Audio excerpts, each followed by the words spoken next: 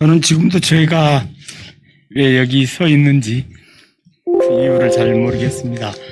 다만 총회하고 가깝고 또 연동교회가 오랫동안 지역사회를 바라보면서 꿈꾸었던 여러 가지 것들, 아직 다 해결하지 못한 것들이 많이 있었는데 목사님이 바뀌고 나서 그동안 꿈꿔왔던 것을 적극적으로 지역사회에 펼치면서 많은 문제들을 바라보게 되었고, 그 중에 하나 저출산 노령화, 고령화 문제 중에 저출산보다는 이 고령화 문제, 지역사회 문제를 깊이 좀 바라본 한 3년을 나누고자 합니다.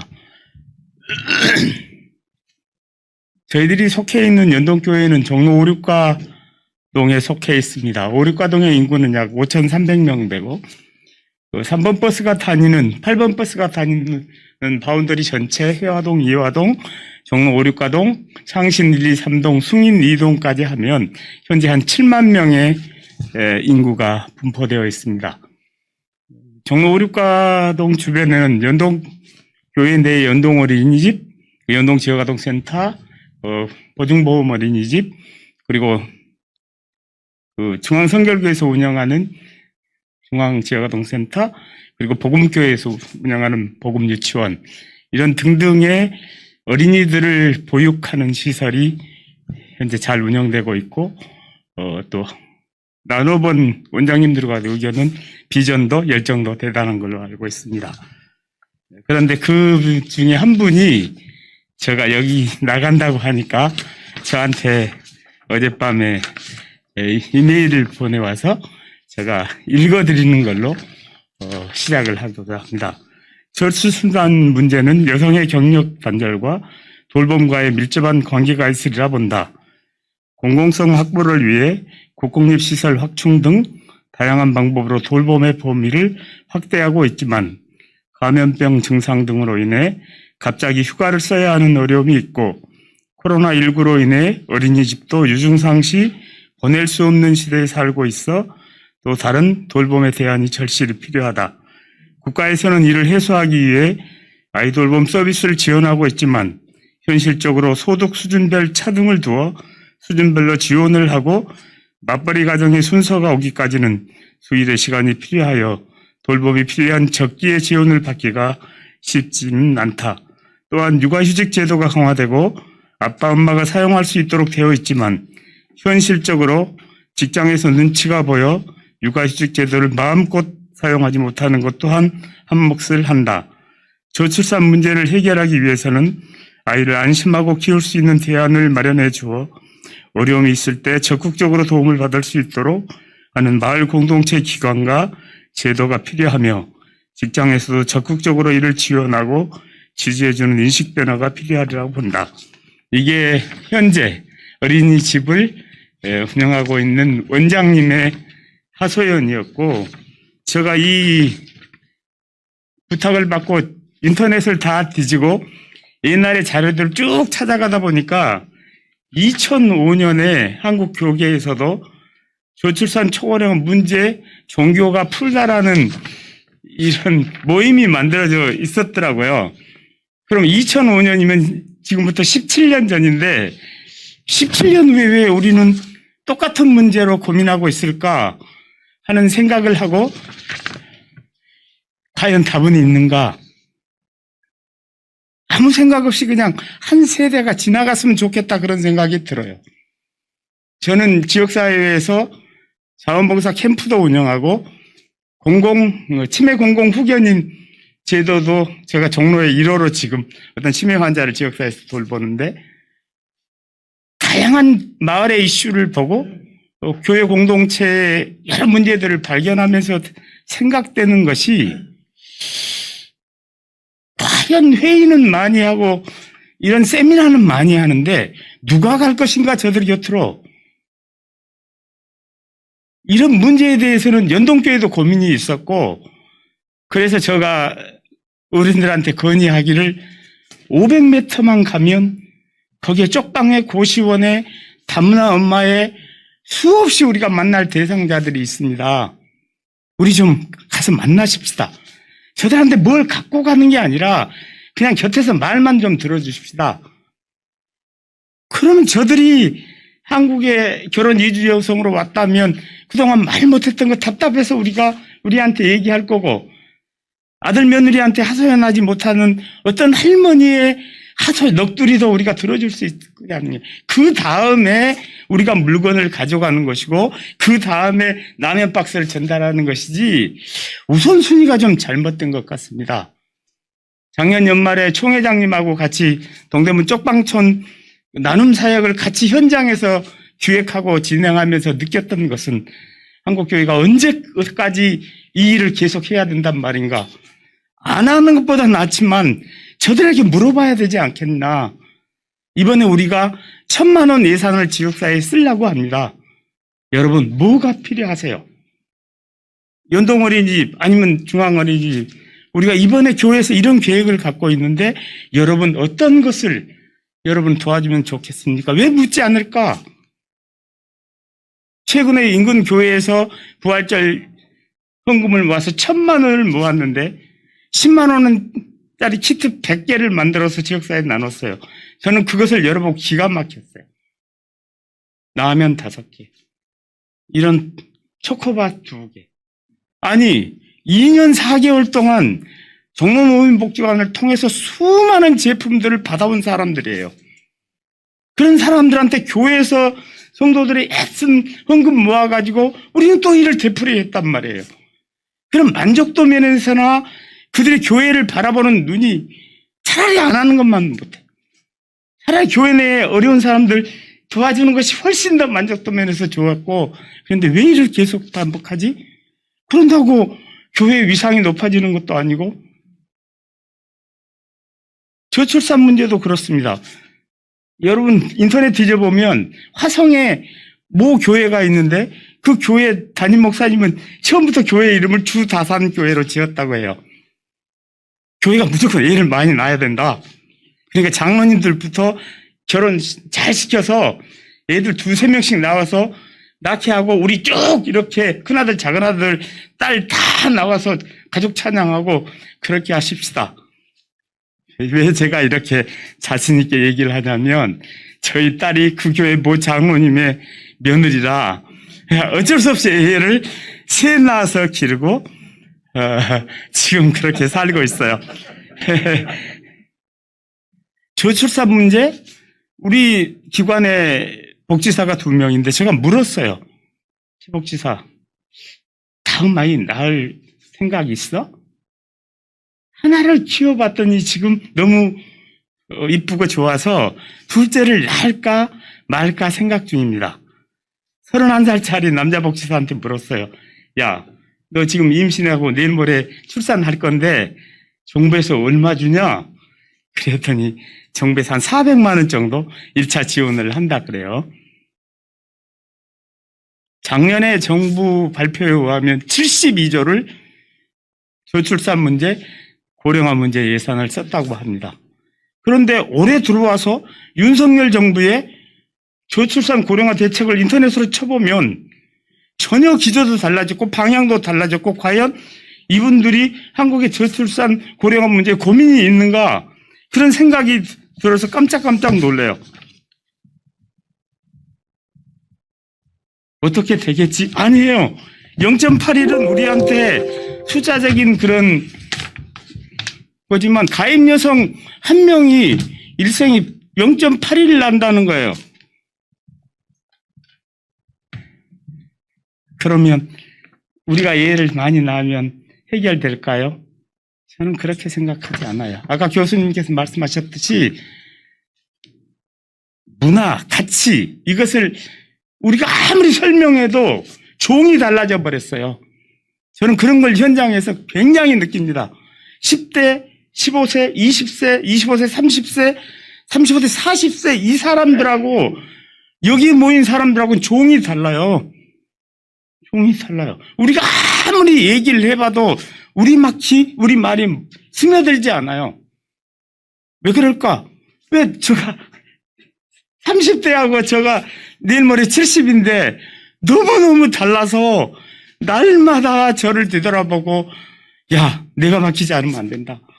내가 바뀌지 않고는 얘들아 바뀌어라? 이건 안 되더라고요. 제가 2년 동안 신경을 했는데도 아직까지 못 바꾸고 있어요.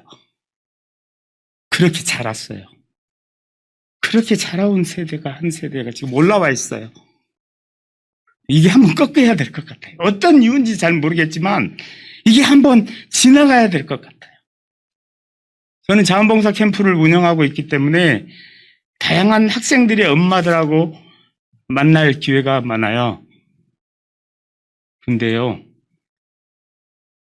가난 얘기, 제가 어려운 사람들 많이 만나기 때문에 일부 가난 얘기를 하지만요, 어느 시대부터 태어나 보니까 부자인 아이들이 많아져 버렸어요.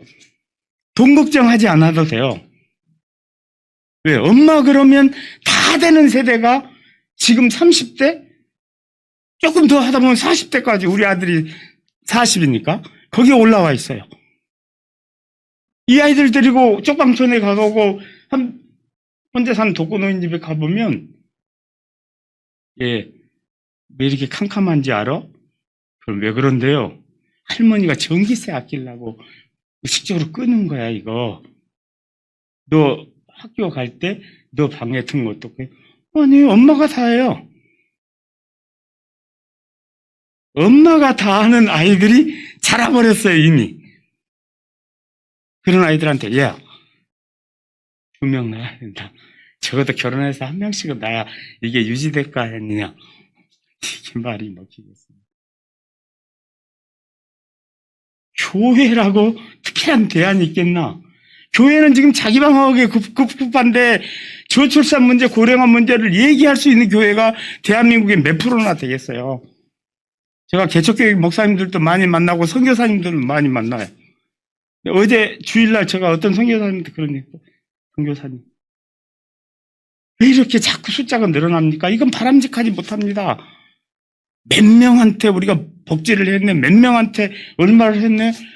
그거 숫자가 줄어야 되죠. 도시락 200개 나눈 교회에서 100개 나눈다. 지역사회 그만큼 좋아졌다는 건데 자꾸 우리는 숫자에, 제가 10개 시작했어요. 2012년도에요. 지금은 185개, 200개예요. 그럼 낭비잖아요? 10만 원이면 되는 것을 지금 일주일에 180만 원, 200만 원 써도 문제가 해결이 안 돼요.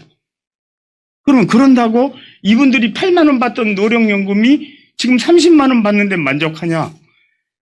정부에서는 10만 원 더 올려준다. 그럼 40만 원 받으면 만족할 거냐? 그런 할머니들을, 할아버지들 내가 만나보지 못했어요. 오륙가동 기초생활수급자들이 한 180 몇 명 있는데요. 제가 그런 분들 한 분도 만나보지 못했다니까요. 우리 다시 돌아가서 뭐가 잘못됐는지 다시 생각하고, 그리고 주변에 있는 사람들을 우리가 어떤 시각으로 바라봐야 되는지 다시 한번 고민을 해야 될 때가 아닌가 개인적으로는 생각합니다. 우리 연동교회를 많이 소개하고 싶지만, 연동복지재단을 소개하고 싶지만 자랑거리가 될 것 같아서 제가 안 하는 걸로 하겠습니다. 제가 처음에 이렇게 토시 하나도 틀리지 않으려고 내 마음대로 안 하려고 이렇게 페이퍼로 다 쳐왔어요. 네, 제가 한번 읽고 마무리하는 걸로 하겠습니다. 안녕하십니까. 저는 연동복지재단 사무국장 배영근입니다. 전문가분들도 많고 실천 현장에서도 우리 재단보다 규모가 크고 전문성도 뛰어난 기관도 많은데 왜 저희 기관을 부르셨을까 생각해 보았습니다. 아직도 잘 모르겠습니다. 다만 고민하고 애쓰고 있는 것이 있으니 몇 말씀 드리겠습니다. 각종 통계나 수치, 예산 등은 지역사회에서 체감하는 데 시간도 걸리고 경험한 바에 의하면 만족도 면에서 그렇게 썩 훌륭하지 못합니다. 문제를 완벽하게 해결할 수도 없고요. 출산율 0.81, 서울 인구 1인 가구가 34점 몇 프로, 고령화 초고령사회 진입을 눈앞에 두고 있는 우리나라, 과연 교회는 대안이 있는가? 솔직히 현장에서 10여 년 사회복지를 하면서 저는 답을 내놓고 논의치 못하겠습니다. 대안을 내놓으라면 그냥 현장을 보여주는 수밖에 방법이 없을 것 같습니다. 결국은 그런데 답은 역시 우리가 누구를 바라보느냐에 따라 거기에 답이 있는 것 같습니다. 제가 자원을 모아야 되기 때문에 할지도 모르는 기도를 우리 충신다품 공간에서 창문을 열면 연동교회 십자가가 보여요. 제가 코로나 상황에 하루도 안 빠지고 했던 기도가 있어요. 내가 산을 향하여 눈을 들리라. 나의 도움이 어디서 올고 나의 도움은 천지를 지으신 여호와에게서로다. 고백한 시편 기자의 고백이 하나님 오늘 저의 고백이 되게 하여 주시고 지역사회 연약한 이웃들을 다 품고 다문화 결혼 이주 여성들의 그 아픈 마음들을 다 품고 나아가 지구촌의 연약한 이웃들을 다 품을 수 있을 때까지 우리의 품을 넓혀 주십시오. 그리고 2년 4개월을 하루도 문을 닫지 않고 버텼습니다. 6월 1일 지방선거가 끝나면 저의 일은 폭발적으로 늘어날 것 같습니다. 왜 그럴까요? 지켜보는 눈이 있어요. 저 친구들은 어떤 경우에서도 목숨 내놓고 그 자리 지킬 사람이다. 왜요? 2020년 1월 30일 날 종로노인복지관이 제일 1호로 대한민국 코로나 확진자가 발생했어요. 2월 1일 날 제일 먼저 문 닫는 게 종로노인복지관이었어요. 그리고 차츰차츰 전국적으로 문을 닫았는데 종로는 길거리에서 밥 드신 분들이 많아서 길거리에 그 밥집도 문을 열었는데 다 닫았어요. 유일하게 2년 4개월을 하루도 빠지지 않고 도시락을 만들었던 것은 우리 연동복지단의 충신다품이었어요. 그런데요, 하나님께서 그 가운데 숫자를 늘려요. 그러면 재정도 부족한데 계속 이곳저곳에서 도와달라고 그랬을 때 캄캄한 것이 국장님, 천주교 재단에서 지원됐던 것에 예산이 없다고 끊습니다. 어떻게 끊습니다. 저희들 좀 도와주세요. 늘 기도한 하나님, 연동복지재단에 도와달라고 하는 사람들한테 노라고 하지 않게 해주세요. 그냥 첫 마디에 예스. 그렇게 해주세요, 하나님. 그랬더니요, 하나님께서 그렇게 하세요. 그렇게 여기까지 왔어요. 여러분 교회 저출산 문제나 고령화 문제 시작하면 돼요. 저같이 대책 없는 사람이 한 사람씩은 교회에 있을 거예요. 맨 땅에 헤딩하고 사람 만나러 가면 거기에 답이 있어요. 자원도 거기에 있어요. 저는 돈은 항상 두 번째예요. 그 일이 하나님 보시기에 정말 좋은 일이냐? 며칠 전에 우리 안수 집사님들한테 그랬어요. 야, 광야에서 하나님께서 가장 먼저 하신 일이 뭐냐? 자기 백성 먹이시는 거 아니냐? 그러면 우리가 그 일을 계속 해 나갈 때 하나님의 관심도 거기에 집중될 수밖에 없어. 잘 먹이고, 잘 입히고, 잘 재우고, 잘 가르치자, 우리 연동복지재단. 그러면 근자열 원자래. 가까운 사람을 기쁘게 하면 그 소식 다 퍼져서 멀리 있는 사람들이 우리 연동교회에 오게 될 것이다. 종로 5가의 지역교회가 지역만 바라볼 수 없는 한계가 분명히 있기 때문에 우리는 지역에 있는 사람들도 와야 되지만 멀리서 차를 타고 5가에 와야 되는데 그 답은 지역사회를 따뜻하게 만들어서 연동교회에 소문 좋게 나게 하면 된다.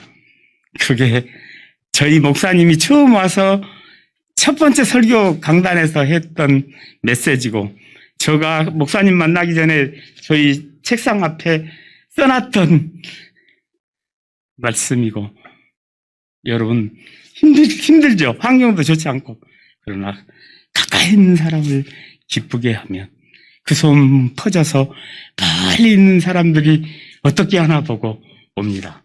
그 관계망을 우리는 생명망으로 연결해야 됩니다. 연동교회는 알려지기가 좀 문턱이 높은 교회, 냉랭한 교회, 그렇게 지역사에서는 알려져 있어요. 그러나 예배당에 앉아있으면 툭 저를 건드리는 아저씨들이 숫자가 늘어납니다. 저는 한 번도 그 사람들한테 예수 믿으라고 하지 않았어요. 그들이 옵니다. 고시원, 쪽방촌, 기숙생활 수급자들이 교회를 옵니다. 그 다음은 모르겠습니다. 하나님이 어떻게 하실지 또 어떤 일을 만드실지 잘 모르겠습니다. 또 그게 정답인 것 같아요. 그 모르는 답을 날마다 찾기 위해서 무릎 꿇고 납작 엎드려서 넘을 수 없으면 기어서라도 그 길을 가는 것. 씨를 뿌려서 안 나면 다시 움씨를 뿌려서 그 씨가 날 때까지 뿌리는 것. 그게 우리가 해야 될 일이 아닌가, 연동복지단이 해야 될 일이 아닌가 그렇게 생각합니다. 감사합니다.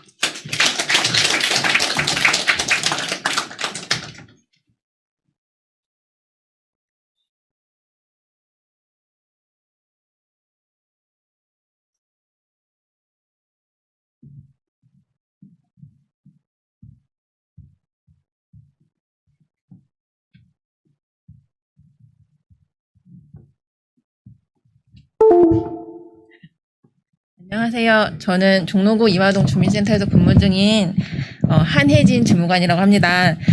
저 목사님께서 부담 갖지 말고 오라고 하셔가지고 정말 부담 없이 왔는데 제가 프린트 조금 준비할까? 한 15장이면 넉넉하지 않을까 해서 가져왔는데 이렇게 많이 계실 줄 몰라서 제가 좀 너무 부담이 되고요.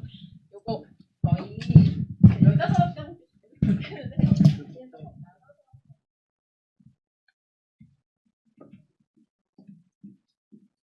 거의 15장 제가 준비한 거는 이제 별게 아니고요. 다행히 배지사님께서 길게 말씀해 주셔가지고 전 짧게 해도 될 것 같아요. 그래서 저희 이제 생애 주기별로 복지 서비스 어떤 것이 있는지 좀 짧게 간단하게 정리를 해봤어요. 그래서 그거 한번 참고해 보시고요. 이제 주민센터에서 어떤 일 하시는지 아까 저 교수님도 말씀하셨지만 이제 지역사회에서 교회가 종교 단체 중에 교회가 되게 비중을 많이 차지하고 있어요. 그리고 당연히 지역사회에서 주민들이 그 교회에 많이 참석을 하고 있고요. 그래서 이제 이런 서비스를 알고 오시는 분들도 많지만 이제 모르시는 분들도 많고 또 내가 생활이 어렵지만 어디 가서 내 사정을 밝히기가 어려워가지고 못 오시는 분들도 많아요. 근데 이제 저희 교회에는 뭐 미장원을 운영하시는 분들도 있고 뭐 슈퍼를 운영하시는 분들도 있고 부동산 운영하시는 분들도 있고 지역사회 돌아가는 거 많이 아시잖아요. 그래서 그런 분들 이제 주변에 어려운 이웃도 있으시면은 저희 주민센터 가까이 하시고 늘 찾아달라고 저희 안내문하고 이런 것 좀 전달해 드렸고요. 저희 아까 배지사님께서 앞에 많이 말씀해 주셔가지고 제가 사실 준비를 따로 하진 않았어요. 그래서 저희 하시는 일 그냥 하는 일 어떤 건지 말씀드리려고 하고요. 저 이제 주로 저희 대상자분들은 생활이 어려워서 저희를 찾아오는 분들이에요. 그래서 보시면 대부분 처음에 이제 기초수급 상담을 저희가 해드려요. 그래서 기초수급이 돼가지고 저희 제도권 안에 들어오면 저희가 돌봄을 할 수 있어요. 그래서 그분들을 돌보고 이제 안보 확인도 하고 그리고 아까 말씀하셨듯이 저희는 이제 교회에서 되게 후원 물품이 많이 들어와요. 그럼 그게 이제 소용이 없지는 않아요. 이제 그렇게 한 개씩 드리면서 제가 너무 떨려요. 안보 확인이 됩니다. 이제 저희 떨려서 가까이 안 가고 있는 건데 저희가 이제 수급 대상이 되시면 그분들 당연히 저희가 다 관리가 되고 있다 생각하실 수 있는데 이제 수급 대상자분 몇백 분이 되세요. 근데 저희 같은 경우에는 이제 플래너가 4명이거든요. 그 4명이 이제 그분들을 저희 촘촘히 관리한다고 하더라도 놓치는 수가 있어요. 그러면 저희 이제 홀몸 어르신이 제일 많거든요. 뭐 자녀가 없으신 분들도 많고 그런 경우에 저희가 이제 물품 지원을 받게 되면은 어르신들 뭐 물품 받으러 오세요. 저희가 가져다 드릴게요. 이렇게 하다 보면 사실은 안보 확인이 돼요. 얼굴 한번 보고 잘 살아 계시구나 이렇게 확인도 되고 그래서 이제 교회에서 저희한테 후원해 주시는 것들이 많은 힘이 되고 도움이 되고 있습니다. 저희 이제 이런 물질적인 후원 말고도 이제 인적 자원 저희가 이제 4명밖에 없다고 말씀드렸잖아요. 그러니까 이제 주변 사실은 지역 동료 분들은 저 집에 어떤 아들이 좀 젊은 아들이 있는데 일도 안 하고 집에만 있대 이런 거 다 아시잖아요. 근데 저희는 몰라요. 그러니까 저희한테 이제 그냥 자주 이렇게 교류하면서 관심 갖고 이제 알려주시고 하셨으면 좋겠습니다. 저 혹시 궁금한 거 있으시면은 제가 거기다가 그 제 번호 남겨놨거든요. 그래서 연락 주시고요. 혹시 제가 말씀드려야 될 게 있나요? 저 잘했나요? 네, 감사합니다. 제가 조금 설명을 드려야 될 것 같아요.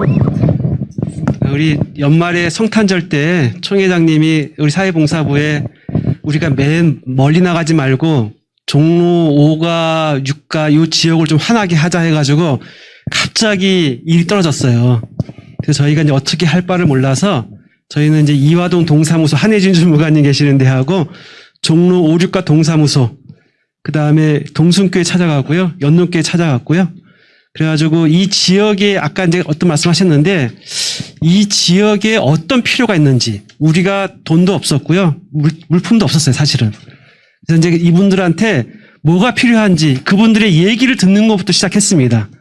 그래서 저희가 이제 그 이화동 사무소 갔는데 깜짝 놀랐던 거는요. 교회들이 이렇게 밀접하게 동사무소랑 연결돼가지고 일을 하는지를 처음 봤습니다, 저도. 예를 들면 종로 5, 6가 동사무소 갔을 때 이쪽 지역 종로 5가요. 노인들이 굉장히 사시기 좋은 동네예요. 왜냐하면 서울대 병원이 가깝고 있고요. 아파트가 아니잖아요. 그러니까 홀로 사시는 분들이 많은데 이웃집들하고 소통이 되는 구조더라고요. 요 일대가 아파트가 없지 않습니까? 병원이 가까이 있고. 그러니까 이분들이 이사하지 않고 이 지역에 사시는 거예요. 그런데 한혜진 주무관님이랑 그 만나신 분들이 저희 교회에 요청한 게 있었어요.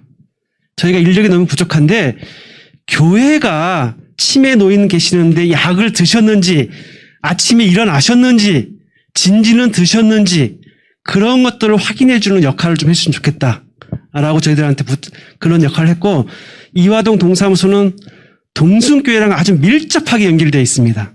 그래서 겨울에는 난방 지원을 열심히 하고 있더라고요. 굉장히. 네. 아니, 그 얘기도 하려고 그래요. 연동교회는 제가 일단 감사를 드릴 수밖에 없는 게 저희 도농사이트 직원이 지금 홍나영 대리, 구혜민 대리 여성분들이 애를 낳으면 맡기는 데가 바로 연동교회 어린이집입니다. 그러니까 출근하면서 가까이 살아요, 다. 가까이 살면서 애를 걸어서 데리고 와가지고 아이를 맡기고, 일을 하고 퇴근할 때 아이를 데리고 갑니다. 근데 저는 그것도 굉장히 감사한 일이지만 연동교회하고 종로 5가 동사무소를 가면서 제가 느꼈던 게 뭐였냐면 고시원이 이제 예전에 우리 고시원 공부한 곳이 아니라는 거 아시죠? 거리로 나앉기 전에 마지막 머무는 곳이 고시원입니다. 그런데 그 연동교회가 거기를 커버하고 있더라고요. 그리고 저희가 소담도시라고 자리에 보시면 그 쪽방촌에 거기를 이제 다른 기관이 하다가 그냥 널브러졌어요. 못하겠다 했는데 연동교회가 그걸 받아가지고 지금 도시락 나눔을 하고 있고 저희가 거기를 찾아갔습니다. 근데 저도 첫 사역을 노숙인 쉼터를 했거든요. 영등포에서 IMF 때. 근데 이렇게 가까운 곳에 정말 이런 곳이 있구나, 한국에. 정말 외로운 섬처럼. 그렇게 있는 곳을 연동교회가 종로 5, 6가 동사무소, 이화동 동사무소랑 연결해가지고 굉장히 밀접하게 일을 하고 있더라고요. 깜짝 놀랐습니다. 그걸 보고 왔습니다. 제가 겨울에. 그래서 제가 오늘, 그러니까 교회가 자체적으로 일할 수도 있지만 결국은 민과 관이 같이 일할 수밖에 없어요. 저는 이제 우리 과장님한테도 이건 정말 가장 큰 어려움인데요.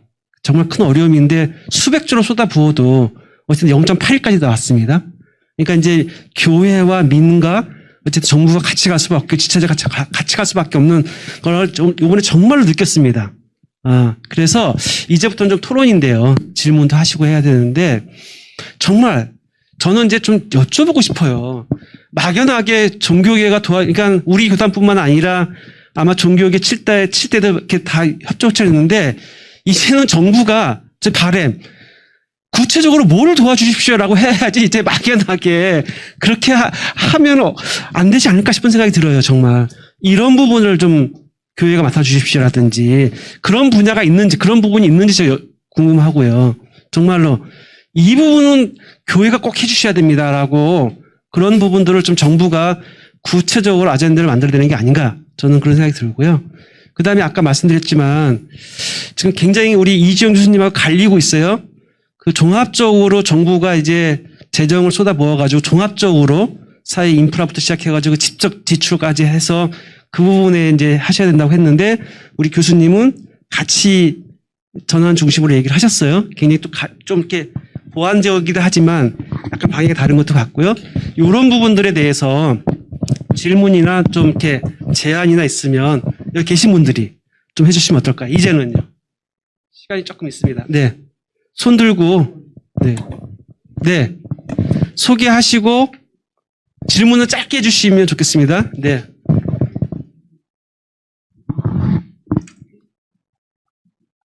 그리고 누구한테 좀 답변을 요구하시는지도. 함해노예 대전에 있는 영락교회 양승태 목사인데요. 정부 저출산 고령 사회위원회 남정순 기획총괄 과장 네, 계세요? 네, 가장 계십니다. 네. 그 강의 잘 들었습니다. 정부가 노력하고 애쓰시고 수고하신다는 거 얼마나 힘들겠습니까? 그런데 제가 조금 여쭤보고 싶은 게 저희 부모님은 8남매를 낳았어요. 아들 넷, 딸 넷. 그리고 저는 3남매를 낳았습니다. 큰딸이 시집을 가가지고 작년 9월 달에 9년 만에 애를 낳았어요. 독촉을 해도 안 되고 인센티브를 걸어도 안 되더라고요.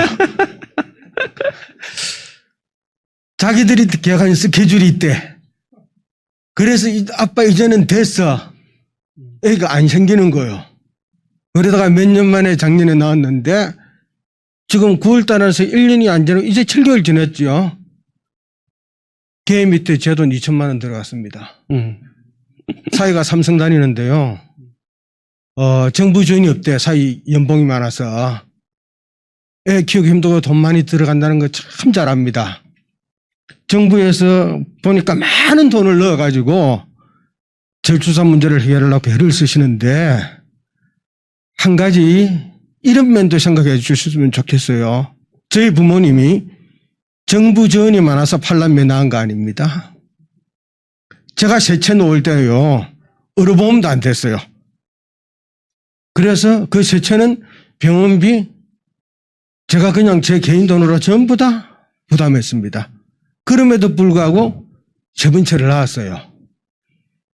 그런데 왜 아버지는 8남매를 낳았는데 나는 셋밖에 안 낳냐면은 62년부터 산하정책을 하면서 아들, 딸 구별하고 둘만 낳아 잘 기르자. 이게 내 머릿속에 박혔거든요.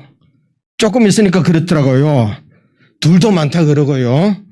잘 키운 딸 하나 열아들 안 부럽다 그러고요.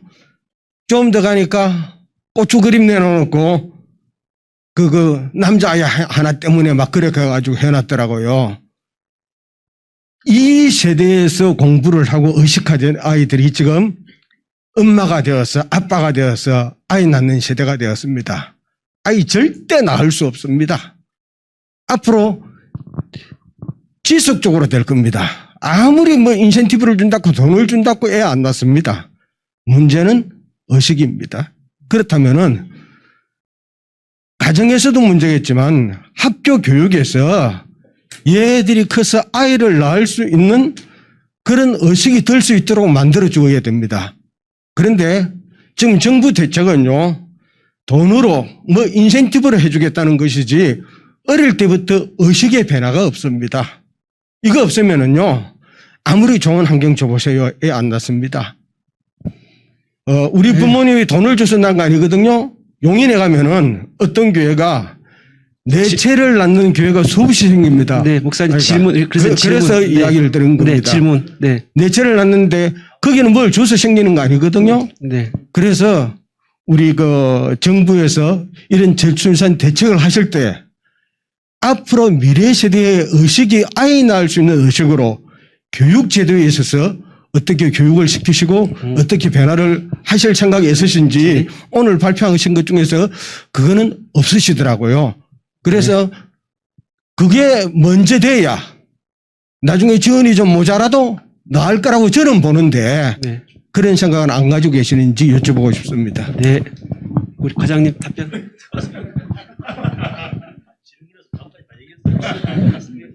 의식 변화는 사실은 개인의 문제 할 수 있지 않고 사실은 저는 이 모든 문제가 한 개인으로 끝나는 게 아니라고 생각을 해요.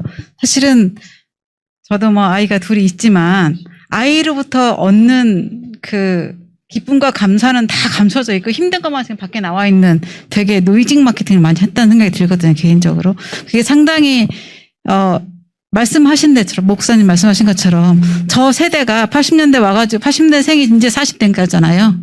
60년대 생은 이제 60 됐을 것이고, 이 사람들이 머릿속에 박힌 게 하루아침에 빠지지 않기 때문에 문제가 있습니다. 그 당시 초등학교, 지금 환갑 넘으신 저희 목사님 그런 얘기 하시더라고요. 내 초등학교 애를 안 낳아. 왜 애 둘만 낳아 잘 기르다 이걸 초등학교 포스터에 붙여놨냐 이런 얘기 하시더라고요. 그 당시에는 그게 가능했던 시절이었던 것 같아요. 저는 거의 포스터가 교실에 있었다가 제가 생각이 없었는데, 그래서 그런 말씀을 하셔서 정말 중요합니다. 내가 혼자 힘을 할 수 없고 이 전체 생각이 바뀌어야 됩니다. 가장 간단한 예를 들면 저는 우리나라의 DNA를 좀 믿는 스타일인데요. 다른 나라와 다르다라고 생각을 하고 있고, 저희가 코로나 그 진단키트 했을 때도 외국에서 그런 얘기 했어요. 대한민국은 앞으로 제조업 고부가치 사회를 이루어가는데 최첨단 사회로 갈 것이다 이런 얘기를 했었는데, 여러분들이 모가디슈라는 영화를 보셨을지 모르겠어요. 그 당시에 1990년대 우리가 유엔 가입하려고 아프리카에서 남북한 전쟁하고 있는데 거기에 사고가 난 거죠. 도망을 가야지 돼요. 그게 저는 7월 말일 날 영화를 봤는데 8월 15일 날 카불 공항 사태가 났었잖아요.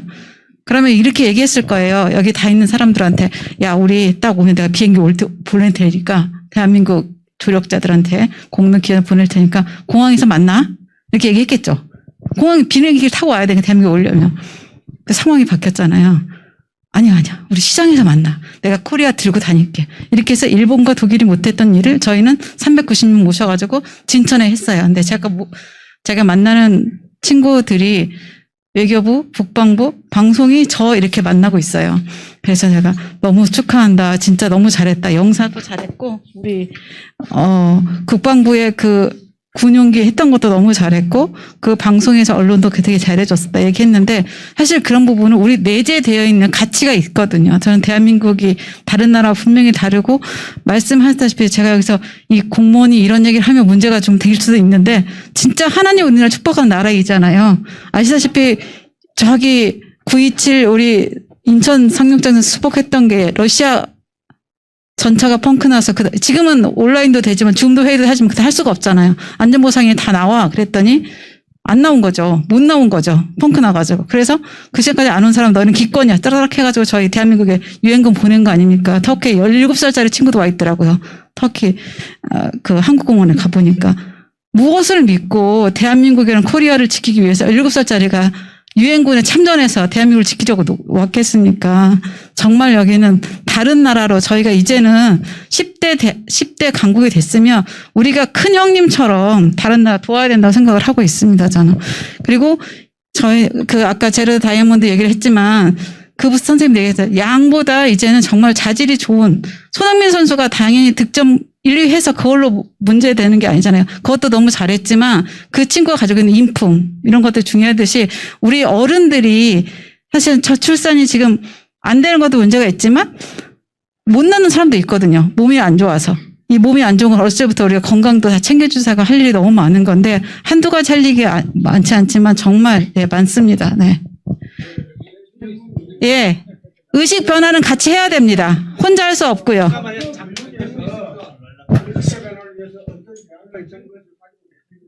네, 잠깐만요. 자, 우리 목사님은 방금 그 얘기하셔서 둘만 나 잘 기잡해 해가지고 집중적으로 국민이 세뇌당할 수준까지 이렇게 했는데 그 세대들이 아이를 낳아야 되는데 어찌됐든 거기로부터 자유롭지 않다는 의미이고 타당한 말씀이라 생각하는데 그러면은 그런 의식의 전환을 위해서 정부가 조금 더 세밀하고 정교하게 어떻게 할 거냐는 그런 질문이신 거잖아요. 네, 학교 교육에서라든지, 네, 그런 것들을 한번 생각을 하셔야 될 것 같아요. 왜냐하면 그때는 정말 어떻게 보면 단순 무식할 정도로 온 국민을 상대로 해가지고 둘만 나 잘 기르자부터 시작해가지고 쭉 1년에 산하대안을 했지 않습니까? 그 기간이 꽤 길어요. 그러니까 그거를 상쇄할 수 있을 의식의 전환을 할 수 있는 학교 교육부터 시작해가지고 이제 그 방안에 대해서 여쭤보신 거니까, 네. 아니죠. 그게 아니라 사실을 얘기하고, 그러니까요. 제가 객관적으로. 아니죠. 잠깐만요. 아니요, 잠깐만요. 아니요. 질문하셨으니까 저는 얘기하실 게 아니잖아요. 방장님한테 방장님한테 대답을 해야지. 아니, 저는 목사님이 아까 마지막 하신 얘기가 생각나가지고. 네, 하여튼 알겠습니다. 학교에 가시자는 거예요. 네. 네. 빼나라고. 아니요. 말씀 아니에요? 아니에요. 그렇게. 빼나라고 음식교회 가자는 거예요. 아니라니까요. 자, 질문하겠습니다. 네. 아니 군사 정부 시절이 좋다고 지금 얘기하시는 거예요? 저 평양로에 예, 교육을 하자는 소리를 지금 질문하신 거 아니에요? 예, 죄송합니다. 저 평양로에 김우철 목사라고 합니다. 코로나가 이렇게 이제 처음 시작했을 때 이제 교회가 제일 당황했던 순간은 저희는 늘 정부 또 국가 이런 공권력이 행하는 일에 교회는 늘 협조해 왔다고 생각을 했습니다. 그런데 어느 날 갑자기 이제 주일날에 교회에 와서 교회를 이제 조사하듯이 예배를 드리느냐 마느냐 해서 서울시 공무원과 구청 공무원이 와서 주일날 그것도 조사할 때 저는 목사로서 어떤 생각을 가졌냐면 더 이상 이 국가기관이 교회를 파트너, 동반자로 생각하고 있나. 코로나도 교회와 같이 대처하면 교회도 능동적으로 잘 대처할 수 있었을 텐데 라는 아쉬움을 늘 가지고 있었습니다. 그래서 오늘 지금 기획총괄 과장님께서 이렇게 오셨는데 출산 돌봄에 앞으로 정책을 수립하고 진행하는 데 있어서 교회를 최소한의 그런 동반자라든지 파트너로 여기고 할 수 있는 일을 서로 조율해서 하실 수 있는 그런 정책 제안을 하실 수 있는지에 대해서 좀 답변해 주셨으면 고맙겠습니다. 굉장히 어려운 질문이 계속되고 있네요. 네. 또 혹시 질문이요? 종합적으로 받겠습니다. 네. 우리 지용수 목사님. 평남리의 지용성 목사입니다. 제가 이런 질문을 할 수 있는 것은 지금 제가 애를 보고 있습니다. 제 딸이 아기를 낳고 3개월 동안 휴직을 했습니다. 이제 100일 되게 되면 어린이집을 보낼 수 있었습니다. 보육원 같은 데를 보냈죠. 100일 지나고 나서 저하고 딸하고 아기를 안고 어린이집에 데려다 줬습니다. 또 저는 저희 어머님이 지금 치매이신데 93시고요. 대소변 지금 제가 받아내고 있습니다. 하루 종일토록 어머니 모시고 그리고 오후 4시가 되면 아이를 데리고 와서 또 봅니다. 이런 것을 이제 직접 하면서 항상 그 정책에 대한 의구심이 좀 있을 때가 있어요. 제가 사회복지 쪽에도 얘기도 해보고, 복지과도 얘기도 해보고, 국민연금 가서도 얘기해봤지만은 어떤 것도 대책도 없고 지원도 없습니다. 물론 방송에 나오는 것을 보게 되면 많은 지원이 있는 것으로 같지만 막상 돌봄을 하고 있는 저로서는 찾을 수 있는 것은 없어요. 그래서 하나 질문하고 싶은 것은 정책이 어떤 문제가 발생하기 전에 정책을 먼저 세울 수 있는 그런 마인드가 정부를 좀 가졌으면 좋겠다는 생각인데 저출산에 대한 그래서 아기를 많이 좀 낳았으면 좋겠다라고 얘기하지만 제 딸을 볼 경우에는 공무원이 아닙니다. 큰 회사도 아닙니다. 그러니까 휴직이 안 되는 거예요. 육아 휴직이 정식으로 안 됩니다. 그러니까 정책이 고용보험 같은 경우는 몇 명 이상 되게 되면 그걸 강제하는데 어린아이를 돌보는 것에 대한 육아휴직을 사업장 몇 명 이상은 강제로 할 수 있는 그런 법정 제도적인 것이 좀 필요하다는 생각이 좀 드는데 그런 대책을 좀 세울 수 있었으면 미리 대책을 세웠으면 좋겠다는 것이고요. 저 어머님 같은 경우는 제가 이제 목욕 서비스를 한번 신청한 적이 있어요. 안 된다는 거예요. 왜냐하면 여기 지금 제가 이 질문하게 된 것은 고령사회 위원회라고 이렇게 써놨습니까? 저출산과 고령사회라고 썼으니까 제가 질문하는데요. 수가가 안 된다는 겁니다. 목욕을 시키기 위해서 2명 이상이 와야 되는데 수가가 10 몇만 원밖에 안 되기 때문에 목욕 서비스를 할 수 없다 이렇게 얘기합니다. 제가 지금 목욕을 시켜드리고 있거든요. 이런 것에 대해서 방송 쪽뿐이 아니라 현재 당하고 있는 돌봄을 하고 있는 그분들을 위한 대책이 그 가정마다 갈 수 있는 적극적 제안, 정책 이런 것을 좀 말씀해 주셨으면 좋겠어요. 네. 혹시 질문? 네. 여기 뒤에 바로 종합적으로 질문 받고 답변하겠습니다. 우리 이지영 교수님도 계시고 네, 사례 발표드리겠습니다. 네, 저 용천의 오택은 장로입니다. 사실 남정순 과장님은 아마 강의하고 사무실 들어가셔서 일도 많으실 텐데 아마 이렇게 늦게까지 남아주신데 여기 이제 교육부나 이런 부서가 아니거든요. 그러니까 목사님들이나 장로님들이 건의한 거 참고하셔서 될 것 같고요. 저는 답변 안 해주시고 참고만 하시면 됩니다. 저는 이번에 정부 저출산 고령사회 관련해서 제 대안을 좀 말씀을 드리겠습니다. 큰 틀만 말씀드리겠습니다. 아까 뒤에 목사님께서 따님이 9년 만에 이렇게 자녀를 애기를 낳았다고 그러는데 거기에 따른 이제 또 세부적인 것도 있는데 저는 핵심이 뭐냐면요. 지금 결혼을 안 하는 비혼자 또 결혼을 했는데 정상적인 부부가 나만 즐기자 해가지고 애를 안 낳는 경우 이런 사람은 불이익을 줘야 된다고 생각합니다. 그 불이익이 뭐냐? 자, 이분들은 국가나 사회를 위해서 내가 뭘 도와주거나 기여를 한다는 게 아니라 돈 많이 벌어서 좋은 집 사서 좋은 자동차 사서 룰루랄라 즐기면서 80, 90, 100세에 우리 부부 떠나자, 끝내자 이런 주의니까 여기는 불이익을 주려면 뭐가 있느냐?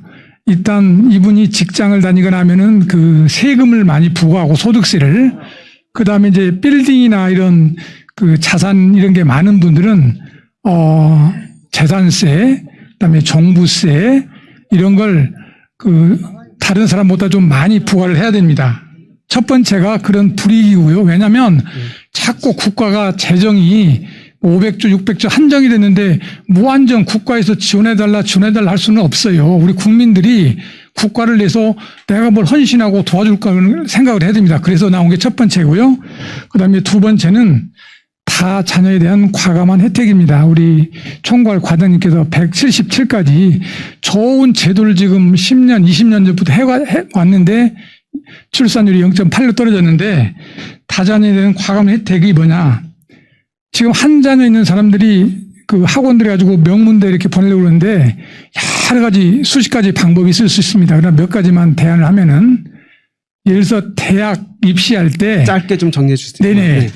세 자녀는 무슨 인센티브를 한 10% 준다. 두 자녀 이 사람은 5% 준다. 한 자녀는 현재로 한다. 이런 대학생 인센티브. 그다음에 이제 신혼부부들 제일 어려운 게 지금 서울의 집값이 비싸잖아요. 과감하게 임대주택은 무료로 주고 그다음에 강남에 있는 일반 분양 나온다. 그러면 자녀 많은 사람, 세 자녀 출신인 사람은 그냥 거의 분양가 절반으로 주고 두 자녀면 분양가 해주고 해서 네. 주택 이런 의료비에서 이런 다자녀인 사람은 혜택을 주는 정책으로 하면 자동적으로 교육이 되지 않을까 이렇게 됩니다. 네. 자, 질문은 짧게 제안도 좀 짧게 해주시면 좋겠습니다. 그리고 네, 익산노회 법성교회 윤향자 목사입니다. 네. 앞에 장로님께서 말씀하신 거 저 깜놀랐습니다. 저는 두 딸을 가지고 있는 엄마로서 사실 80년대 생인데 아직 결혼을 못 하고 있습니다. 아이들이 그 결혼을 하지 못한 이유는 잘 먹고 혼자 잘 살려고 그런 이유는 아니었습니다. 우리 아이들은 IT 개발자로, 한 아이는 유전공학으로 지금 그 줄기세포 연구원으로 있다 보니 새벽 밤 12시, 1시, 2시까지 매진하고 있고 사람을 만날 수도 없고 늘 그곳에 있다 보니까 월급은 그렇다고 많지는 않습니다. 월급이 많고 즐거워서 잘 살려고 하는 것 아니고 사람을 만날 수도 없고 업무가 가중하다 보니 나이가 30대 중반 이상 40대 가까이 있는데도 불구하고 자기 하는 일에 어떻게 보면 성 역할에 대한 불이익을 좀 많이 받는 것 같습니다. 똑같은 직장의 레벨에서 과장직을 하고 있는데 여성으로서의 받는 그런 차별도 많이 있고 또한 짧게 좀 정리해주세요. 네. 차별도 많이 있을 뿐만이 아니라 또한 여러 가지 그 사회 대응에 하고 있는 집이라든가 여러 가지 그 구조적인 면에 있어서 지금 그 결혼을 기피 하고 있는데 우리가 그 생애 주기별로 복지 정책을 지금 하고 있잖아요, 나라가. 그들까지도 끌어안을 수 있는 어떤 그 대안점이 좀 마련이 되었으면 좋겠다. 그런 또 그 말씀드리고요. 아까도 그 교수님께 또 이제 제안 드리는 것은 제안이죠. 네네네. 연령 통합적 구조에서 우리가 그 공존하고 연대할 수 있는 교회 역할에 대해서 그동안에 그 여러 가지 그 패러다임의 변화가 좀 있어야 되고 새로운 교육의 도식이 좀 매뉴얼이나 이런 것들이 좀 필요한데 좀 그런 것들이 조금 우리가 그 제도적으로 마련이 됐으면 좋겠다라고 두 가지를 제안해 봅니다. 자, 이 정도 이제 그 질문은 그만 받고 제안은 그만 받고 마지막 3분 답변은 하실 시간 드리겠습니다. 3분. 교수님하고 교수님 마지막으로 발언하실 거 있으면 하시고 마무리 짓고 과장님도 혹시 있으시면 네 나오셔서 네 짧게 마무리 발언하고 기도해 주시고 마치겠습니다. 네, 감사합니다. 아까 제안해 주신 내용 정말 세대 간 갈등이 더욱더 심화되는 이 상황에서는 연령 통합적인 패러다임으로 전환하는 것이 무엇보다도 중요하다고 생각합니다. 이에 대해서 관심을 가져주시고 또 구체적으로 교회 안에서 적용할 수 있는 그런 구체적인 사항들 또 그런 여건들 이런 부분들은 네, 저도 학문적으로 또 이론적 토대 또 보다 더 정말 교회 안에서 실질적으로 적용할 수 있는 그런 매뉴얼 부분까지도 고려해서 열심히 준비하겠습니다. 감사합니다. 네, 혹시 과장님 마지막으로 한 1, 2분 발언하실 거 있으시면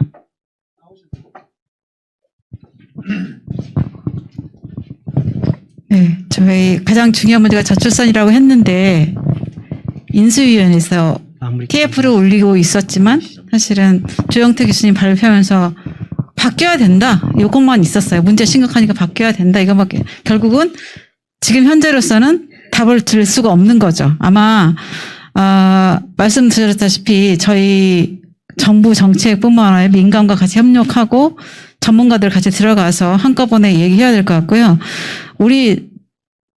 저희 가치관들은 사실은 어떻게 보면 3살, 10살 이렇게 부모들 교육 속에서 많이 이렇게 저도 생각해보면 그래요. 제가 지금까지 있었던 게 네가 20살 때 가치관을 바꿔야 된 게 아니라 되게 어렸을 때부터 시작해서 엄마 아빠로부터 받았던 너 사회에 봉사해야지 되고 남을 먼저 생각해야 되고 너 좋은 거 조금 더 네가 손해보고 살아야 되고 이런 게 이제 제가 보건복지 이르게 된 계기가 된 거거든요. 사실은 부모와 자녀와의 그 교감이 제일 먼저 중요한 것 같고요. 그 다음에 사실은 교회는 하나님의 능력으로 이렇게 할 수 있는 부분이 같이 할 것 같고 예전부터 한 아이를 키우기 위해서 온 마을이 필요하다고 하잖아요. 교회가 지역에 있는 사람들을 좀 더 받자보면 충분히 가능할 것 같고 저는 아까 그 사무국장님 의견에 엄청 동의합니다. 사실은 내 발등에 불을 먼저 봐야지 내 등잔 밑은 어둡게 쳐다보지 못하고 먼 거 쳐다보고 있으면 안 된다는 생각을 하고 아까 말씀하신 육아휴직을 못 하신다고 하셨는데 그게 고용보험 아까 제가 발표할 때 고용보험 가입자들만 먼저 주어지는 경우라 이번에 공약을 하나 내서 부모 급여를 해야 되겠다. 그러면 사실은 상관없이 내 고용보험이나 뭐든 상관없이 정부 재산을 하게 고용보험 기금으로 지금 육아휴직 급여를 주고 있는 거니까 그걸 하게 만드는 기회를 만들어주는 거거든요. 그건 다시 또 우리 세금, 기초연금처럼 세금이 또 필요한 상황이긴 하지만 저는 그렇게 해야 된다고 생각을 해요. 부모한테 직접 줘야지 다른 거 하는 것보다 훨씬 더 중요한 차원이라고 생각을 하고 말씀하셨다시피 아마 민간합동위원회 이거를 좀 더 강하게 해서 저희 저출산 문제나 국가에 이게 또 저 고령화로 가게 되면 지금 국민연금 개혁하고 엄청나게 맞물려 있거든요.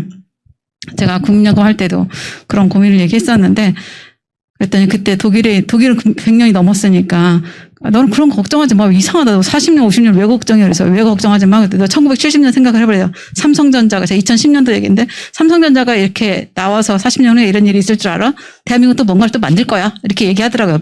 명금 전문가도. 그러니까 대한민국의 인재 풀을 사실 바꾸는 것 같고, 그래서 아까 말씀드렸다시피 우리가 너 나 혼자 할 수 없고, 동네가 다 같이 해야 될 거. 아이를 데리고 제가 세종에서 근무하고 있을 때 저희 애를 데리고 세종까지 갈 수도 없잖아요. 세종은 다 국공립이긴 해요.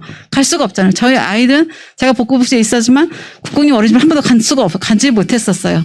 멀고 갈 수 없는 그런 상황이고 그런데 이제는 지역사회가 그리고 지금 그래도 감사한 건 아까 세계 종단 중에 교회에 가는 사람들이 제일 많고 교회와 같이 협력할 수 있는 부분들이 필요한데 지역사회의 그 니즈를 아까 한혜진 주무관님 와 계시지만 저희가 이렇게 정책을 얘기하는데 이게 전부 다 도청 가서 시청 가서 시군구 읍면동까지 내려가 읍면동에 최종 결정하는 거거든요.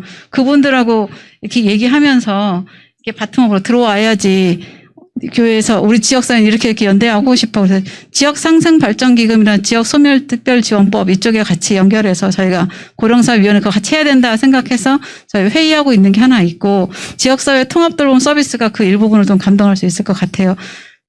사회서비스 원도 생겨서 사실은 그런 서비스가 저희 복지부의 서비스의 가장 큰 문제점이 그거거든요.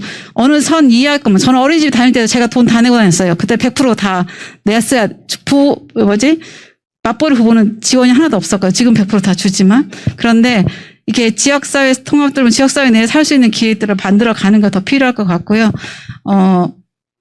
특히 이렇게 큰 조직과 같이 대부분의 교회가 다 이 복지재단을 가지고 있게 돼 있으니까 같이 기도하면서 저희가 그 좋은 묘안들을 찾아가는 게 많이 필요할 것 같습니다.